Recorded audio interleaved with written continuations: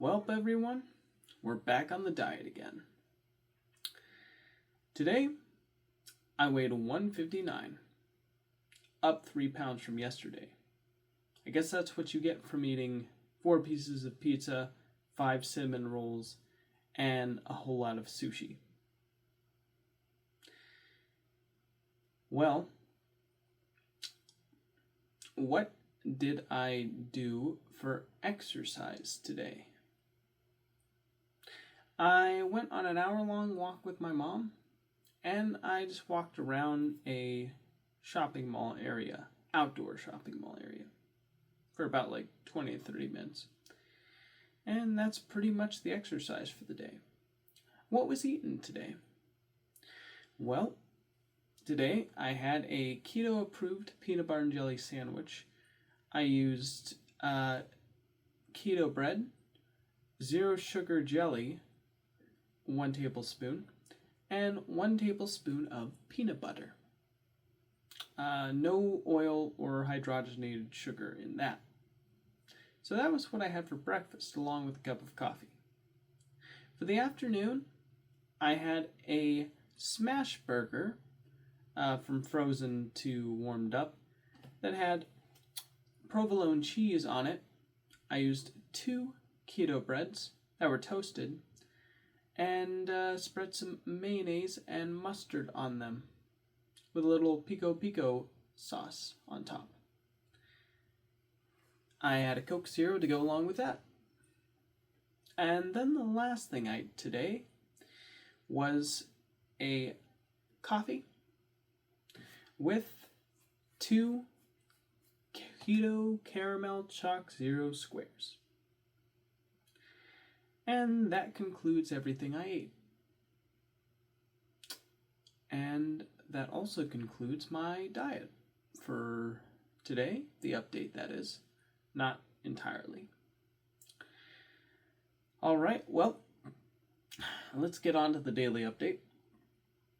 I woke up at around 9:30, and when I got up, I was greeted by my mom, used the restroom, immediately checked my weight, was pretty much what I expected, and then I got some coffee and some water. And when I had that, I decided to text my sister to ask her if she was still interested in going to check out that XR headset with us. She said, no thank you. So I respected that, and then I got ready to go out. So when me and my mom were walking off, I completely skipped out on the part where I actually made a peanut butter and jelly sandwich with a cup of coffee, ate that, drank that, and then I went off with my mom to go check out this new Galaxy XR headset, which was scheduled for 1 p.m. It was very far away, though. It was a 45-minute drive, which is pretty crazy. It was at an outdoor mall, too. But we had a pretty good time. My mom asked if I want to drive or if she could drive, and I said, could you please drive? And she was like, all right. And I gave her $5 for gas, and we were off on our way. We had some fun observations and chats in the car as we were driving, until eventually we did make it to the outdoor mall area. There was parking there, but you needed to pay for it, but it wasn't just any kind of paying. It was a paying that made you go, why? What's the point? And I say that because they give you a little, ticket thing, and they tell you that if you stay for the first hour, it's $5. But if you go beyond that hour, they keep on piling more and more fees on you. If you stay for 2 hours, it becomes $10. Then 3 hours, it becomes $30. And then if you stay longer than that, it becomes like $45. So it was honestly a really strange way of doing business. Don't you just charge a flat rate for like parking for the day and then you can be on your way? Why would you want to do something like that? Is it to just get people in and out so they don't like stay too long in the store or the mall area? But there's a movie theater there, like that the mall we went to, the outdoor mall. Why would you put a movie theater there if you needed to pay more and more money for staying in that location? Like, I wouldn't want to watch a movie knowing in the back of my mind that by the time I get, I'm gonna have to be charged a premium to watch a film that I already paid money for. It was just a really boneheaded business decision that I honestly don't think they were thinking too well about it. Like, and the weird thing was, most people shopping in this area looked like completely like normal people. Like, I say that because, like, you know, with charging that crazy, you'd expect it to be fancy schmancy people, but you know, it was like families, or okay, it could just have been they looked like they were dressed normally, but really they've got buco bucks. But honestly, even if I was making a lot of money, I wouldn't want to park in an area that is slowly sucking my wallet dry. It's just crazy. Of course, me and my mom agreed we would split the cost of parking. And then we went into the Samsung store and we tried out this device. And so here's my quick little overview of what I felt about this thing. So, the Galaxy XR, I was hoping that it would be a big improvement from when I tried that Apple Vision Pro device about a year and a half ago. And in some ways it is, and in other ways I was kind of disappointed. So let's start off with the good first. So the fact that it has YouTube integration, where you can watch like 3D or 360 content, is kind of fun. But the downside is that how immersed you are in this environment heavily depends on how high the resolution of the content you are watching is.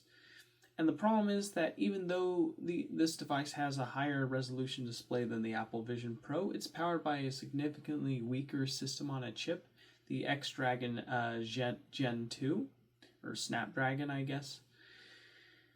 And, I don't know, it seemed like, even though it was like supposedly a higher resolution screen, to me the resolution looked similar, on par with the Vision Pro. I was expecting it to be better. But on top of that, because the internet wasn't too good in the store we were testing the device in, 360 display video and 3D video had sort of a blurry-ish look to it that took me out of the experience and just reminded me I was in a headset, which kind of a shame, not gonna lie. Now, one of the things I did like about it was there's this thing called like Google Maps Immersive View. You can select any place in the world on Google Earth, go there, and you get a full 360 degree view of the environment that you choose to go to anywhere in the world. And in my opinion, that's a really cool feature and probably one of the best things about the headset. The fact that it has the ability to take you in any location on planet Earth. So you can get a sense of what it's like to be there in like a 3D look is cool. Did it look 3D? It looked kind of like one of those panoramic like photographs taken where like you look around and like you can tell you're kind of in a bowl of like an image, if that makes sense. Like it didn't look fully 3D to me, but it was pretty cool overall. The fact that they even integrated that in the device. So yeah, I liked that. And they did have a game demo there. It was Job Simulator, but instead of being surrounded by an immersive 3D environment, instead puts like the video game in the real world in front of you, and you can select different applications of the game to try. I chose a file fishing game, but I was confused about what exactly to do until eventually I saw there was like a fishing pole that was like just out of my view. So I grabbed it and started fishing for files. That was cute, but not like, oh my gosh, this is amazing. Just like, it's all right.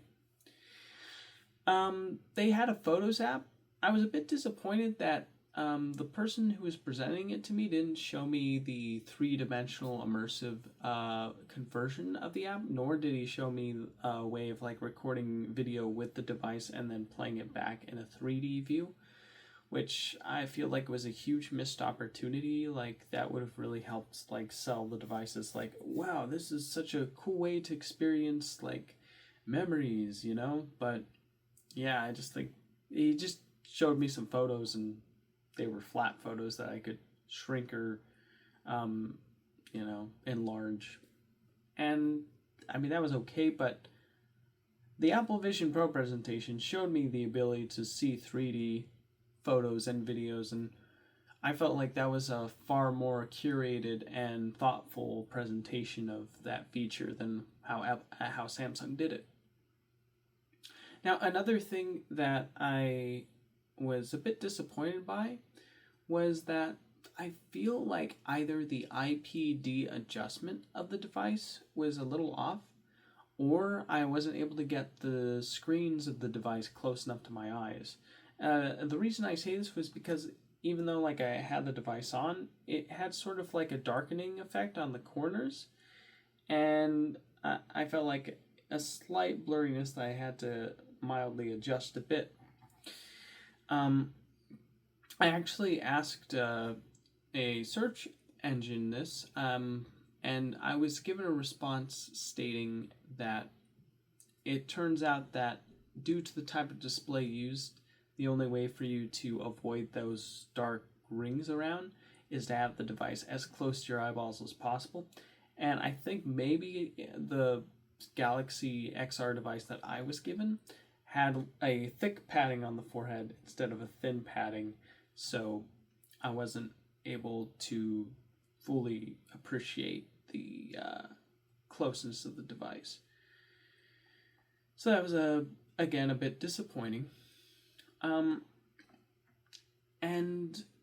The way it worked, like, I'm used to PlayStation VR 2, where the way it works is you press, like, the button inside the device and you can shrink it and enlarge it, and then put it on your head and, like, tighten it until you get it just right.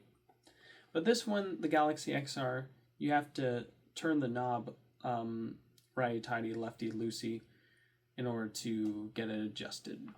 So, yeah. And the pass-through quality looked a little grainy to me. It wasn't like, whoa, this is like real life, like 4K, woo. No, it was more like, it looks a bit, I don't know, it just looks grainy, a little grainy.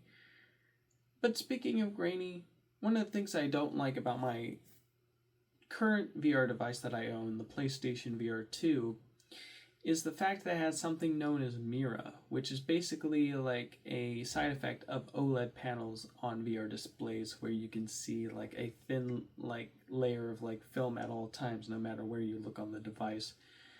That really is immersion breaking. With this device, anything that wasn't the video feed looked pretty clean as it can look. The slightly out of focus and darkened edges of the device that was holding back the visual splendor of it. And so yeah, I mean, it pretty much had the same input. You could like move things forward, backward. You could pinch to select. You had like a menu icon that you turn your hand on and tap, and you can hold and circle anything you see, and Google will do its best to tell you what it thinks it's seeing. So all of that was pretty cool, I would say. But one more issue on comfort I have with this Galaxy XR device. Now, when I started wearing it, for the first 20 minutes, I was okay with it. Like, in fact, I thought it was better than the Vision Pro in terms of comfort because it was slightly lighter and it wasn't sagging on my cheekbones. Two things that I did not like about the Vision Pro's fit. But the longer this Galaxy XR device sat on my forehead, the more I felt the pressure just weighing down more and more and pressing more and more on my forehead. To the point where when I was finally done with the device and I took it off, my head felt like super pressurized, and it felt like it took a while for it to depressurize. Like, even like a good like 20, 30 minutes later after stopping wearing the device, it took a while before my face felt like it wasn't being pressed in and anymore, which is kind of a problem. I mean, I would hope that, you know, the device has removable flaps on the, you know, head facing part. Maybe a third party company or maybe Samsung themselves will come along and create a attachment where you pop it in and like you have a little strap that you can put across and like wrap at the very end of the device to alleviate some of the pressure on your forehead and have the weight of the device evenly distributed on top of your head too. Like, honestly, in my opinion, the most comfortable VR design would probably be like a baseball cap that covers the entirety of your head, you know, and with equal weight on all four pads. Like, that would probably help with the comfort issue. Like, if it's a device that's meant to be worn and watch like films and TV shows and like long hours of productivity, you would think you'd want to make it as comfortable to wear for long stretches of time as possible, but the fact that I wore it for just 30 minutes and then I just continued to feel that pressurized feel on my head before it eventually went away about a half hour later is quite a big concern, I would say. That is quite a big concern. Yeah. So, overall, how did I feel about this experience when it was over? I mean, I see potential. I see a lot that this device can do that could make it really great. I mean, the number one thing that makes it like pretty neat is the fact that it is half the price of the Vision Pro. That is like the one distinguishing factor about it that I will say makes it like have a bit more of a value proposition. Does that mean that it's still worth that insane price tag? I don't know about that. I'm a bit iffy on that. Not gonna lie. But, you know, the 3D on the device was the best 3D I've ever seen. Like, I thought the 3D was really good. The colors were pretty bright and vivid, despite the darkening edges that apparently go away if the device is properly calibrated. I feel like they didn't calibrate it like well for me. I feel like it would have been better if I put it on and then like, you know, the motors came and immediately met my IPD adjustment, interpupillary distance, or however you say that, and then I could press the screens as close to my eyes as I could. That issue would go away. But yeah, overall, this thing feels like just a more fancy version of the MetaQuest 3. But it feels like sort of an, I don't know, like about on par with the Vision Pro, you know? Like, I see a lot of potential in terms of like maybe you're planning a trip and you want to go to a certain location and you could put this device on and say, hey, what about locations X, Y, and Z? And maybe you pass around to other people who like want to know what it's like to be in that location. That makes it like easily shareable. Things like that I could see great potential in for this device. That Google Earth app was pretty neat, and the 3D videos were pretty cool to look at too. And the fact that you could make it as big as like an IMAX screen was also really neat as well. Oh yeah, the immersive environments. I was only able to try one. It was like in the middle of like a dark like area. Um, I could kind of just tell it was like a photo, like a panoramic flat photo that was encircling my whole vision instead of like a truly like 3D um space, like a 3D environment. Like, I don't know, it's kind of disappointing. As you can tell, my experience about this thing is kind of mixed. Like, I really thought like, ooh, this is gonna be the Apple Vision Pro killer. But the more I think about it, the more I'm like, there's a lot of little drawbacks here, and there's a lot of potential here.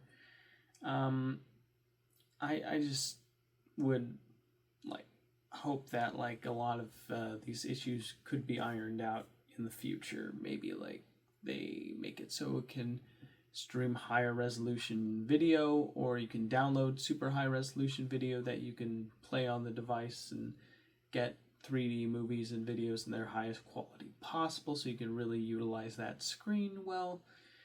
Maybe like I don't know, I know it has controllers. Maybe navigate like the worlds that you decide to explore in Google Maps, like either by walking or by moving with the controller sticks. I don't know. It's a device that's like definitely not necessary at all. It's just one of those, oh, that's neat kind of things where it's like, if I got this, um, I'd be like, ooh, this would be kind of cool for like watching an episode or something and you feeling like you're in your own personal cinema. But I don't know if it's entirely necessary. But I'm glad I tried it, so I could form my own opinion about it. I feel like if I was given a better presentation of how to use the device and how it worked by like, having it properly set up for me, I feel like it would probably have a much better impression. But what I experienced was just okay. But it didn't really blow my mind, if I'm being honest. It was just like, it's fine, I guess. You know? Well, anyways, my mom tried the device, and she had a similar experience to me. She said, yeah, I mean, it's cool, but not really that necessary. And so we both walked out of the store, and yeah, we were kind of a little underwhelmed.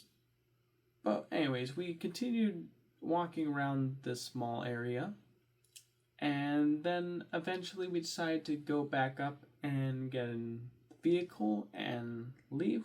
We're having a bit of a difficulty trying to pay for the spot because like they want you to put your ticket in and they want you to pay with your card. But the problem is it's really hard to know like, okay, so how does this work? Like, is there like a separate place to put your card? But it turns out that you put your card in the same slot that you put your ticket, which seems a little weird because wouldn't that go to a different location than your card would? But apparently not. But anyways, we split the costs together and then we left. And it took us about like an hour and 12 minutes to get back home. So like the entire trip in total took about like 4 hours. Yeah. Eventually, we arrived home. We were very hungry, so we had our smash burgers with our Coke Zeros, and then we watched the rest of the Pee Wee Herman documentary. And midway through, we paused it. I decided to get a cup of coffee and those caramel squares. My mom got a caramel square. She melted it in the microwave and put some peanut butter on it and ate that.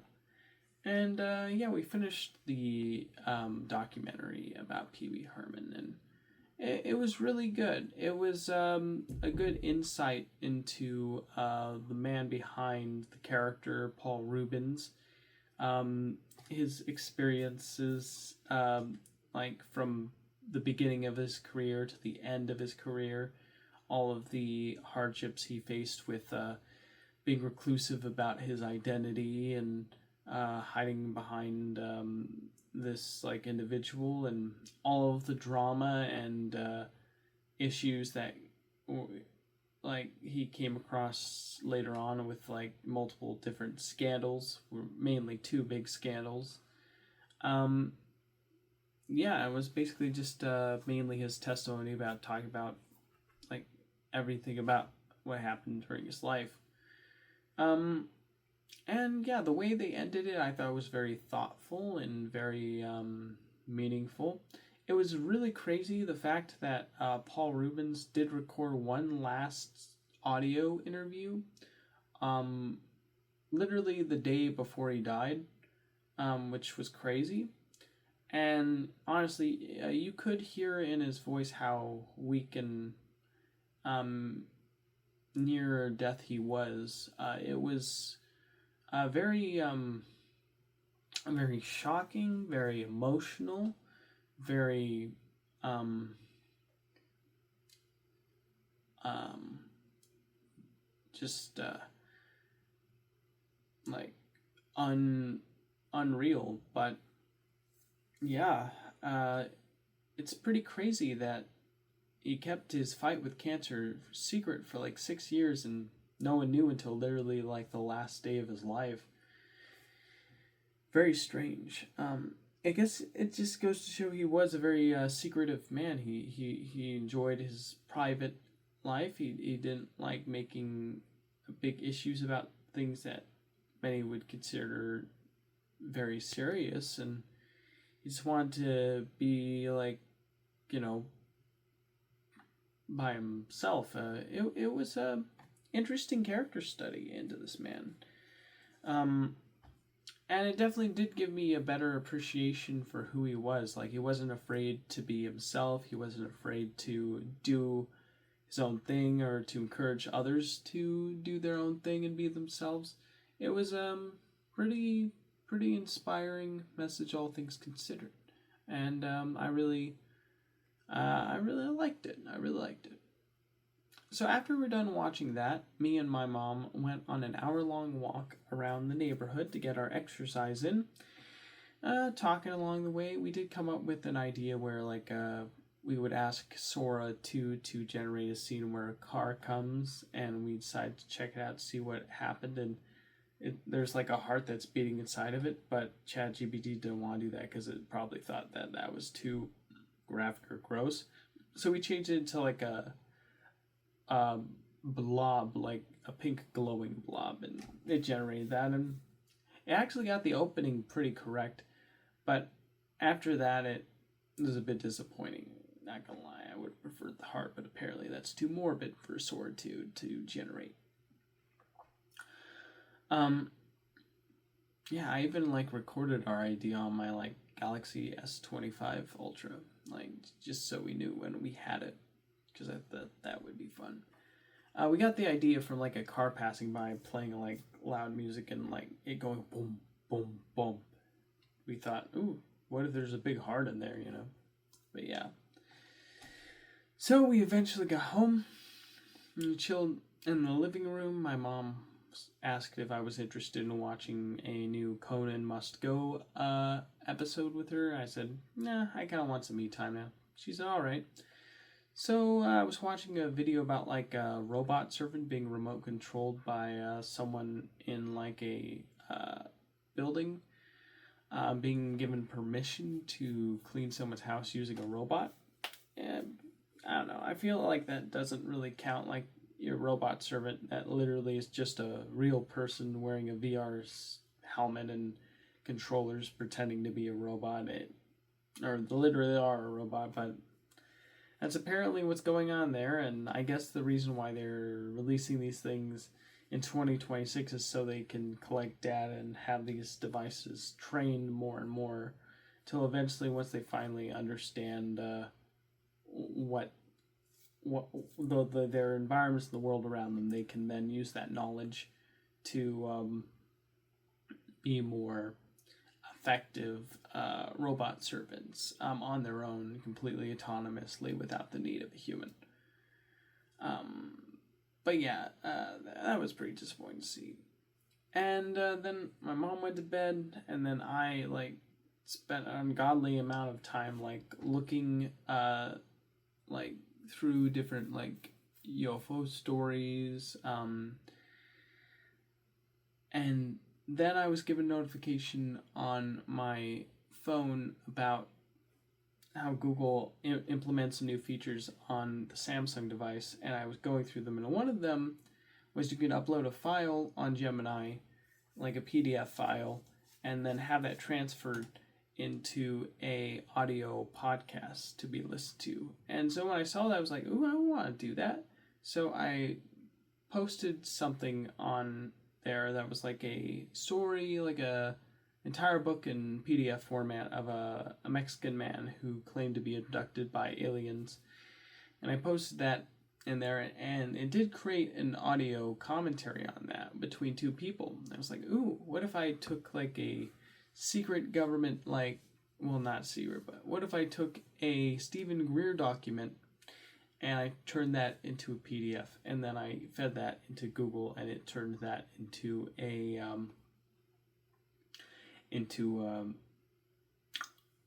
podcast. So I tried doing that, and it didn't work. I was really frustrated. I eventually did send it to 11 Reader, and that did turn into a semi-podcast, but it was really just written text reacting to what was in the file, and with these two separate voices chosen. It wasn't as dynamic sounding as the Google one, so I was pretty disappointed about that. And then I tried to move my photos and my pictures and, well, photos, pictures, it's late, and my videos to my Samsung SSD, portable SSD from my phone to that device, but it won't let me. Even though it did let me before, it's not letting me anymore. And I tried looking up some ways of dealing with that, but it just wouldn't let me do it. So that was frustrating.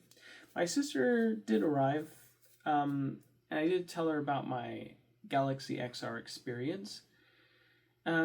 She said she liked my review. Then I went to my room. I was messing around with like video editing and audio editing software on my phone, with that infinite jesting. I ran out of ChatGPT 5 today, so I can't use that for image gen. I ran out of Google VO3 credits, so I can't really do that. So that project's pretty much at a standstill right now. Yeah. I know I said I'd do like some brain jam today on my description on last video, but I didn't get around to it today. Anyways, yeah, that's pretty much it. I decided to record this video, and that's the whole day in a nutshell. I would say I am most grateful for my mom being willing to take me and her to see this device. I was very happy and thankful about that. I'm thankful to have tried the device to get an impression on it. My ultimate impression is I hope they work on making the comfort better in a later version. And I am grateful that I just had a great time with my mom on our walk. So yeah, that is all really good. I really liked it. Well, I'm going to go to bed now. I'm really sleepy, really tired. So thank you for watching, and I will see you in the next video. Good night, everybody, and take care.